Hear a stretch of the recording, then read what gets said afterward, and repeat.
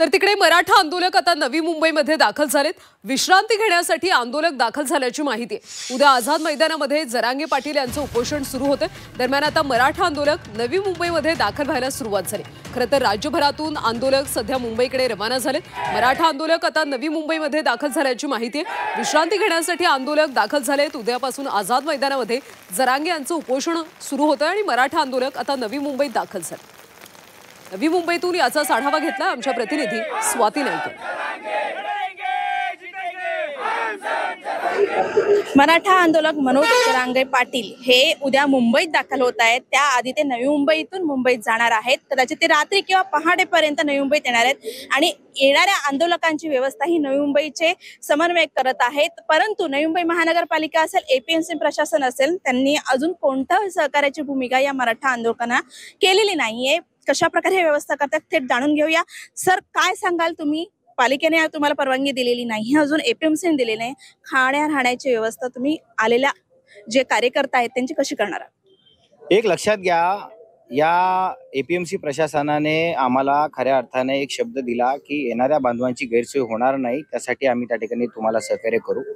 जरी लेखी जरी आम्हाला काही मिळालं नसेल तरी आम्हाला त्यांनी त्या ठिकाणी सहकार्याची भावना त्या ठिकाणी दाखवलेली आहे आणि त्या अनुषंगाने या कांदा बटाटा मार्केटमध्ये आम्ही येणाऱ्या बांधवांची सोय त्या ठिकाणी केलेली आहे। सकल मराठा समाज नवी मुंबईच्या माध्यमातून हे आम्ही सर्व करतोय। केवळ मराठा समाजच नाही तर या नवी मुंबई शहरातला आगरी, कोळी, तेली, मारवाडी, मुस्लिम हा बहुजन समाज हा या मराठा आरक्षणाच्या आंदोलनामध्ये, या नियोजनामध्ये आम्हाला त्या ठिकाणी सहकार्य करतो। त्यामुळे पालिकेने जरी आम्हाला सहकार्य केलं नसलं, सिडकोने जरी आम्हाला सहकार्य केलं नसलं, सरकार जरी आम्हाला सहकार्य करत नसलं तरी या नवी मुंबई शहरातला बहुजन समाज या येणाऱ्या बांधवांची कुठल्याही प्रकारे गैरसोय होणार नाही या दृष्टिकोनातून खबरदारी घेतोय आणि त्या पद्धतीचं नियोजन आम्ही त्या ठिकाणी करतोय। Swati Naik, Zee media, Navi Mumbai. मनोज जरांगे पाटील उद्या मुंबईत दाखल होणार आहेत। त्याआधी सर्व जे मराठा आंदोलक आहेत ते मुंबईत येण्यास सुरुवात झालेली आहे। सध्या ते नवी मुंबईमध्ये येऊन विश्रांती घेण्यासाठी एपीएमसी कांदा बटाटा मार्केटला आलेले आहेत। आपण त्याची थेट बातचीत करूया। आपल्यासोबत जे आलेले आहेत ते सोलापूरहून आले। सर, कुठून आलेला तुम्ही? माझे नाव ईश्वर दत्त पोकळे। आम्ही सोलापूर जिल्ह्यातील बार्शी तालुक्यातून येवली या गावचे आहोत। आम्ही आरक्षणाच्या मागणीसाठी मनोज दादांच्या ताफ्यामध्ये सामील होऊन आरक्षण ओबीसी मधून मराठा समाजाला आरक्षण मिळावे या मुख्य मागणीसाठी मुंबईमधील आझाद मैदानावरती आंदोलनासाठी आलेलो आहोत। मागच्या वेळेला पण तुम्ही आला होतात, नवी मुंबईमध्ये तुम्हाला थांबवण्यात आलं होतं आणि आश्वासन दिलं होतं आणि पुन्हा आता तुम्हाला भर पावसात यावं लागलेलं आहे, गणेशोत्सवात यावं लागतं, काय म्हणाल?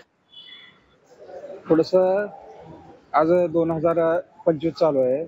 आम्ही 2023 ला आलतो इथं आझाद मैदानावर। आम्हाला शब्द दिलता की वाशीमध्ये ह्याच भूमीमध्ये हे महाराष्ट्र राज्य सरकारने की आम्ही त्या भंडाऱ्यात गुलालाचा अपमान करणार नाही, हे त्यांनी अधोरेखित करून सगळे आम्ही वंचित ठेवलेलं आहे। 2 वर्ष झालं आम्ही खूप काही राज्य सरकारला आम्ही वेळ दिलेला आहे। तर आता हे थोडस अति होतंय। एखाद्या जातीसाठी आरक्षणासाठी एक प्रमाण वेगळं लावलं जाते आणि विशेष करून मराठा बांधवांसाठी विशेष प्रमाण लावलं जाते। त्यामुळे आम्हाला खेद व्यक्त वाटतो की आम्हाला आमच्या आरक्षणापासून, हक्काच्या आरक्षणापासून आम्हाला वंचित ठेवलं जातं आणि आमच्या कुटुंबाचे शासन लोककल्याण करत नाही तर एक राजकारण हे दर्शवलं जाते। तर हे आम्हाला जरा शोकांतिका वाटते। सहानुभूतीपूर्वक राज्य सरकार किंवा केंद्र सरकारने आवश्यक उपाययोजना करून मराठा बांधवांसाठी आरक्षण देण्यात यावं अशी आम्ही महाराष्ट्र राज्य आणि आम्ही ग्रामीण मराठा बांधवांच्या वतीनं आग्रहाची विनंती आणि हे करतोय। नक्कीच आपल्यासोबत दुसरेही बांधव आहेत। सर, किती दिवसाची तयारी करून आलायत तुम्ही? आम्ही जोपर्यंत आम्हाला जार देत नाहीत तोपर्यंत आम्ही हलणार नाही मैदानावर। पूर्ण तयारी करून आलायत? हो, पूर्ण तयारी करून आलोय। काय काय घेऊन आलायत सोबत? आम्ही सर्व काही जेवणाचं साहित्य, झोपण्याचं पाणी सोबत सगळं घेऊन आलोय आणि आम्हाला भेटल्याशिवाय आम्ही हलणारच नाही। आम्ही तर सगळी सोय करूनच आलेलो येताना। पण बघतोय की सोलापूरवरून ही टीम आली आहे, लातूर मधून पण सकाळी आले होते आणि आता सोलापूरवरून आलेली आहे। एकंदरीतच पूर्ण निर्णय घेऊनच आलेले आहेत। आम्ही पूर्ण साहित्य घेऊन आलो आणि जोपर्यंत आम्हाला न्याय मिळत नाही तोपर्यंत आम्ही हलणार नाही मुंबईतून, असा त्यांनी दावा केलेला आहे। Swati Naik, Zee media, Navi Mumbai.